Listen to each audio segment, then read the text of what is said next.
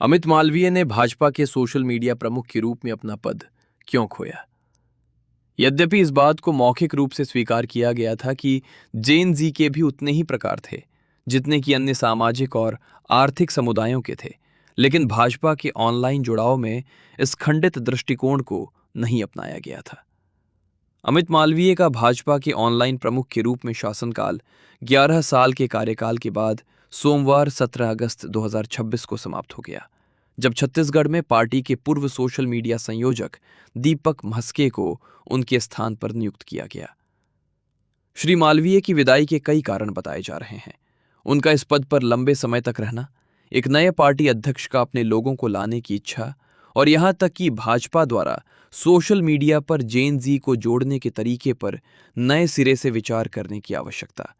यानी ये स्पष्ट बात कि 2026 की स्थिति 2014 जैसी नहीं है। ये सभी कारण सच हैं और आपस में जुड़े हुए हैं।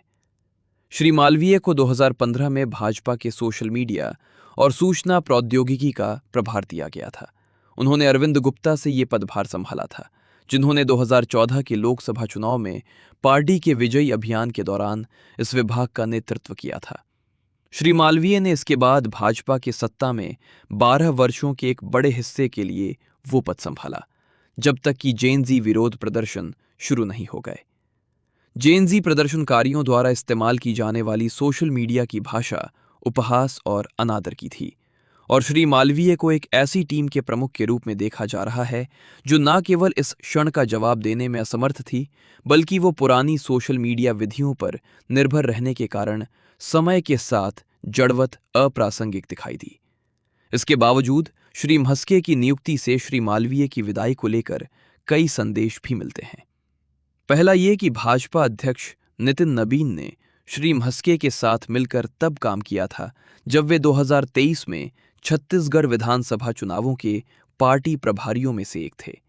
श्री नबीन उस समय बिहार सरकार में मंत्री थे और व्यापक संगठनात्मक निर्णय लेने की प्रक्रिया के केंद्र से बाहर थे।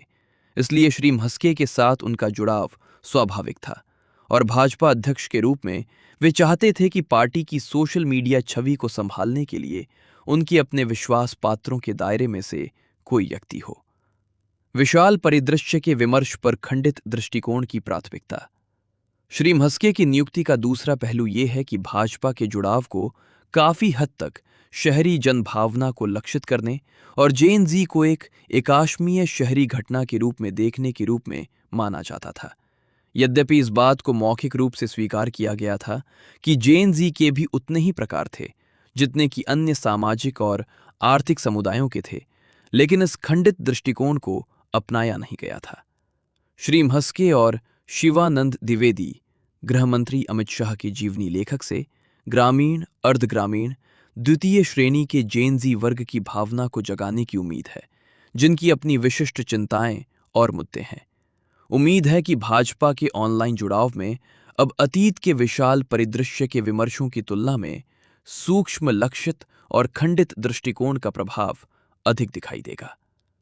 नई टीम की घोषणा के बाद भाजपा के भीतर श्री मालवीय के भविष्य के बारे में कुछ नहीं कहा गया है, लेकिन वे पश्चिम बंगाल चुनावों की विजेता टीम का हिस्सा रहे थे, जहां वे राज्य के प्रभारी राष्ट्रीय सचिव थे।